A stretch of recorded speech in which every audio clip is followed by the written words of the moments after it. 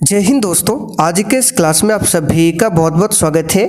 तो दोस्तों, बिहार पुलिस सिपाही का जो फर्स्ट एग्ज़ाम है वो 7 अगस्त को स्टार्ट है।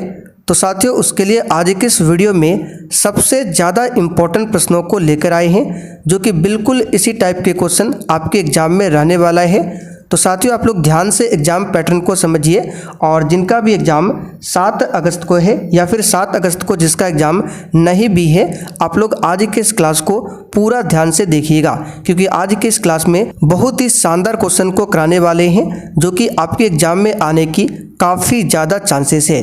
तो चलिए इसी के साथ आज के इस क्लास को स्टार्ट करते हैं। और देखिए साथियों, जो भी चैनल पर पहली बार आए हैं, आप लोग एक बार इसका स्क्रीनशॉट ले लीजिए। ये बिहार पुलिस के लिए रेगुलर का क्लास का टाइमिंग है। सबसे पहले सुबह 10 बजे लाइव में आपको साइंस विज्ञान का प्रैक्टिस सेट दिया जाता है। फिर दोपहर 3 बजे क्लास है। रात 8 बजे फिर से क्लास है। ये क्लास भी आपको लाइव चैट के साथ मिलता है रात 8 बजे, जिसमें 100 सेलेक्टेड क्वेश्चंस को कराया जाता है। और एक क्लास है शाम 7:30 बजे, ठीक है। ये आपको मिलेगा दिवाकर स्टडी IQ चैनल पर। इस क्लास में हम क्या कराते हैं, तो CSBC के द्वारा जो ऑफिशियल सिलेबस को लॉन्च किया गया है, वहाँ से कोई टॉपिक उठाते हैं जो इम्पोर्टेंट टॉपिक होता है, और टॉपिक वाइज क्वेश्चन कराते हैं शाम 7:30 बजे की क्लास में। तो उम्मीद करते हैं क्लास टाइमिंग के बारे में आप लोग समझ गए होंगे। अब चलिए पहला क्वेश्चन आप लोग लगाइए। तो देखिए, पहला क्वेश्चन है, भारत में सबसे पहले मौलिक अधिकार का सवाल किसने उठाया था? Very very important question exam के लिए। बताइए इसका आंसर क्या होगा। चलिए, बिल्कुल आपको सोच समझकर आंसर करना है, और प्रत्येक स्टूडेंट को नीचे लाइव चैट में या फिर कमेंट बॉक्स में अपना अपना आंसर देना है। तो देखिए, सबसे पहले मौलिक अधिकार का मामला जो है ये बाल गंगाधर तिलक ने उठाया था। किसने उठाया था? बाल गंगाधर तिलक ने। अब देखिए, यहाँ पर कुछ बच्चे कहेंगे कि मोतीलाल नेहरू ने उठाया था, लेकिन सबसे पहले बाल गंगाधर तिलक ने उठाया था, बाद में मोतीलाल नेहरू ने, ठीक है। अब बाल गंगाधर तिलक की बात करें तो इनका याद रखिएगा एक नारा है, स्वराज मेरा जन्मसिद्ध अधिकार है। क्वेश्चन बनता है, ध्यान रखिएगा। अगला क्वेश्चन देखिए, शिक्षा के अधिकार को मौलिक अधिकार कब बनाया गया? तो साथियों, हमने आपको कई बार प्रैक्टिस सेट में कराया था कि शिक्षा के अधिकार को मौलिक अधिकार कब बनाया गया, तो 2002 में, ठीक है। 2002 में कौन सा संशोधन हुआ था? तो 86वां संविधान संशोधन हुआ था 2002 में, ठीक है।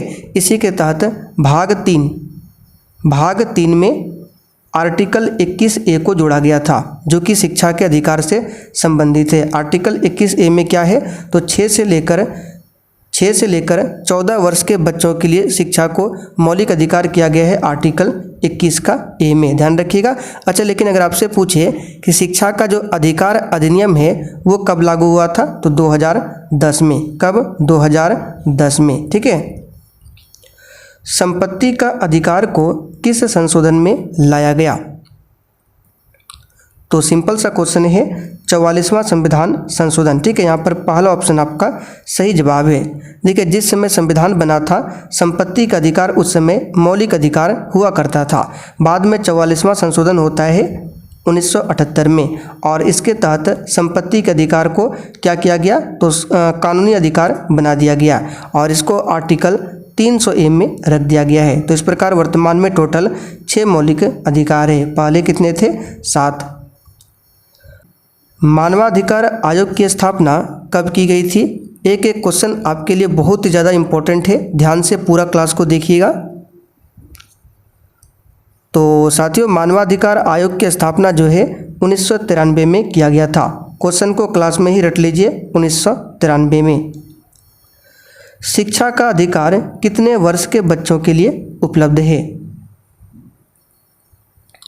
तो अभी हमने आपको बताया था शिक्षा का अधिकार जो है 6 से 14 वर्ष के बच्चों के लिए। लिंग चयन प्रतिबंध अधिनियम कानून कब बना था? बिल्कुल 9-10 का सिलेबस है। बताइए 6 के लिए आंसर क्या होगा? तो इसका आंसर हो जाएगा 1994 में, याद रखिएगा 1994 में। घरेलू हिंसा से पीड़ित महिला अधिनियम कानून कब बनाया गया? देख सकते हैं, शानदार क्वेश्चन है। लगाइए 7 के लिए आंसर। तो घरेलू हिंसा से पीड़ित महिला अधिनियम कानून बनाया गया था कब? तो 2005 में, लेकिन ये लागू हुआ था पूरे देश में 2006 से। ठीक है, 2006 से। तो यहाँ पर पूछा गया कानून कब बना? तो 2005 में। लागू पूछा था तो 2006। सूचना का अधिकार के लिए लिखित आवेदन शुल्क के रूप में कितना रुपया जमा करना होता है? तो साथियों इसका आंसर हो जाएगा 10 रुपया। बी ऑप्शन आपका सही जवाब है, 10 रुपया। अधिकार परीक्षा लेख का अर्थ क्या है? बताइए 9 के लिए आंसर। अधिकार परीक्षा लेख एक प्रकार का रिट है। आप सभी जानते हैं सुप्रीम कोर्ट आर्टिकल 32 के तहत 5 प्रकार का रिट जारी करता है, तो उसी में अधिकार परीक्षा लेख होता है। और इसका अर्थ क्या होता है? तो किसी व्यक्ति की नियुक्ति कानून के अनुसार नहीं हुआ हो। ठीक है, यहाँ पर डी ऑप्शन आपका सही जवाब है। स्वतंत्रता का अधिकार का संबंध किस अनुच्छेद से है? बताइए क्वेश्चन 10 के लिए आंसर क्या होगा? तो यहाँ पर 10 के लिए आंसर हो जाएगा स्वतंत्रता का अधिकार है आर्टिकल 19 से लेकर 22 तक में। किसमें है? आर्टिकल 19 से लेकर 22 तक में। ठीक, अनुच्छेद 22 से 25 में क्या है और अनुच्छेद 19 से 18 में क्या है? तो देखिए आपको कुछ और आर्टिकल बता देते हैं, याद कर लीजिए। अगर आपसे पूछे कि समानता या फिर समता का अधिकार किसमें है, तो आर्टिकल 14 से लेकर 18 तक में। शोषण के विरुद्ध अधिकार पूछे तो आर्टिकल 23-24 में है। धर्म की स्वतंत्रता का अधिकार पूछे आर्टिकल 25 से लेकर 28 तक में है। इन सारे फैक्टों को याद रखिएगा। भारतीय संविधान में किसकी व्यवस्था नहीं है? तो मेरे प्यारे साथियों, भारतीय संविधान में स्वतंत्रता, समानता, बंधुत्व इसकी तो व्यवस्था है, लेकिन प्रेस की व्यवस्था नहीं है। यहाँ पर पहला ऑप्शन आपका सही जवाब है। और देखिए साथियों, अगर आपको इसका PDF चाहिए तो डिस्क्रिप्शन बॉक्स में टेलीग्राम चैनल का लिंक है, जाकर आप लोग ज्वाइन कर लीजिए। वहाँ पर बिल्कुल फ्री में ये PDF आपको मिल जाएगा। भारतीय संविधान के किस अनुच्छेद के तहत किसी मतदाता को अपने निर्वाचन क्षेत्र के किसी उम्मीदवार के आचरण के संबंध में जानने का अधिकार है? बताइए कौन से आर्टिकल में? तो इसका आंसर है आर्टिकल 19(1). ठीक है, 19 का जो क है इस आर्टिकल में, ध्यान रखिएगा। निम्न कार्यों में से कौन सा कार्य आर्टिकल 17 के तहत छुआछूत का कार्य माना जाता है? बताइए 13 के लिए बताइए क्या होगा? तो आर्टिकल 17 के तहत छुआछूत का कार्य माना जाता है तो किसी व्यक्ति को समान बिक्री या सेवाएं देने से रोकना, ये भी आता है छुआछूत में। धार्मिक दार्शनिक आधार पर छुआछूत को सही ठहराना, ये भी है। किसी व्यक्ति को सार्वजनिक स्थल पर प्रवेश से रोकना, ये सभी किस में आता है? छुआछूत के कार्य में आता है। तो यहाँ पर क्या हो जाएगा? उपर्युक्त सभी। और आर्टिकल 17 में क्या किया गया है? तो छुआछूत का अंत किया गया है। धार्मिक अधिकारों के संदर्भ में किसी व्यक्ति को, चलिए यहाँ पर देखिए नीचे दिए गए कूट से सही उत्तर का चयन करना है। यहाँ पर कूट दिया हुआ है और यहाँ पर 3 क्या है? ऑप्शन है। तो धार्मिक अधिकारों के संदर्भ में बोला जा रहा है किसी व्यक्ति को धार्मिक कामकाजों के प्रबंधन का अधिकार है, बिल्कुल सही है, ये तो आएगा ही। धर्म का प्रचार प्रसार करने का अधिकार, ये भी सही है। प्रचार प्रसार में कोई भी विधि अपनाने का अधिकार है। तो यहाँ पर इसका आंसर क्या हो जाएगा? कूट में देखना है। इसका आंसर तीसरा वाला नहीं होगा, क्योंकि प्रचार प्रसार में यहाँ पर कोई विधि अपनाने का अधिकार, कोई भी विधि अपनाने का अधिकार नहीं है। ठीक है, बाकी दोनों है। तो आंसर यहाँ पे कौन सा हो जाएगा? केवल 1 और 2। सिंपल सा क्वेश्चन है, सोच कर भी आप लोग बता सकते थे। भारतीय संविधान के अंतर्गत संपत्ति का अधिकार क्या है? तो अभी हमने आपको बताया था भारतीय संविधान के अनुसार संपत्ति का अधिकार कानूनी अधिकार है। क्या है? कानूनी अधिकार है। मौलिक अधिकार को कहाँ से लिया गया है? तो इसको USA के संविधान से लिया गया है। मौलिक अधिकार को भाग 3 और आर्टिकल 12 से लेकर 35 तक में रखा गया है। 12 से 35। भारत में औरतों के लिए आरक्षण की व्यवस्था कहाँ पर है?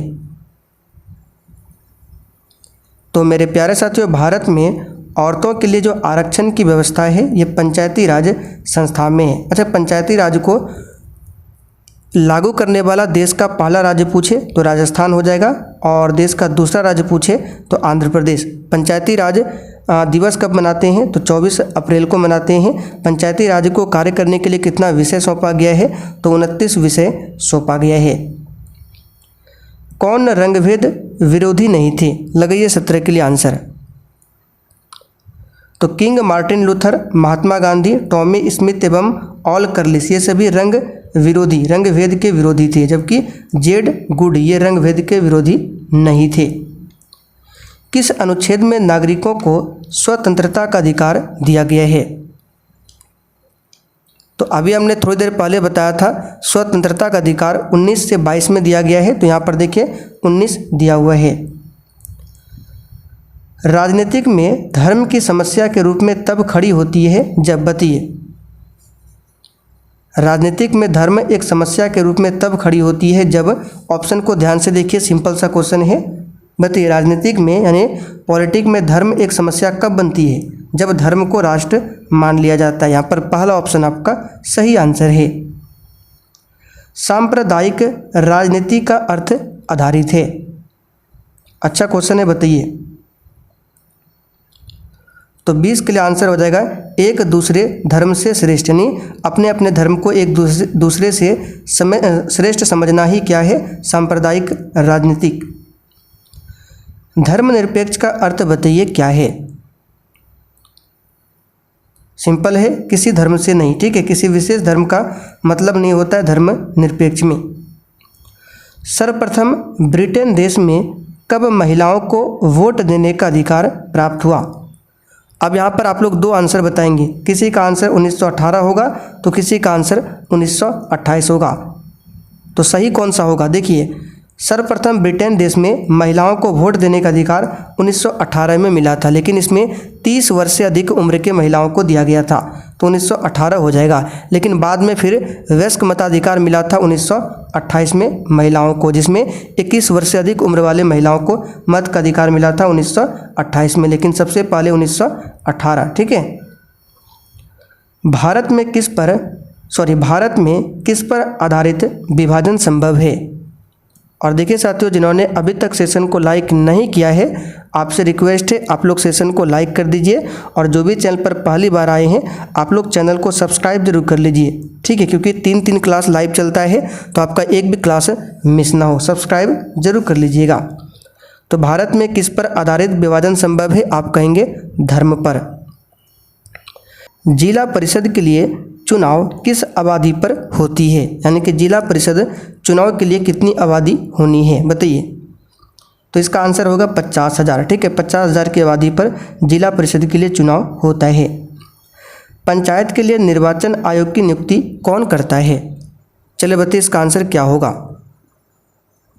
तो सिंपल सा क्वेश्चन है, पंचायत के लिए निर्वाचन आयोग की नियुक्ति कौन करेगा? तो राज्यपाल करता है, ठीक है। नगरीय शासन व्यवस्था को कब और किस संशोधन में मान्यता दी थी?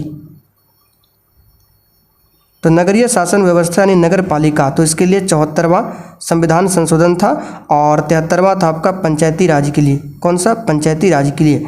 पंचायती राज जो है इसी के तहत 73वां संविधान संशोधन के तहत संविधान में 11वीं अनुसूची को जोड़ा गया था, जो कि पंचायती राज से संबंधित है, और 12वीं अनुसूची आपका ये नगर पालिका से संबंधित है। वर्तमान में टोटल 12 अनुसूचियाँ हैं संविधान में। कितनी जनसंख्या पर नगर पंचायत की स्थापना की जाती है? लगाइए इसका आंसर।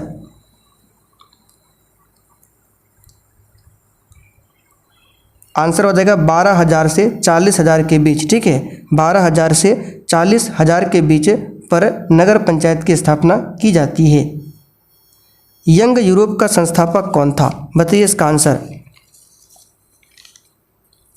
चलिए फटाफट से बताइए, यंग यूरोप का संस्थापक कौन था? तो आप कहेंगे इसका आंसर हो जाएगा मेजनी, ठीक है, कौन हो जाएगा? मेजनी।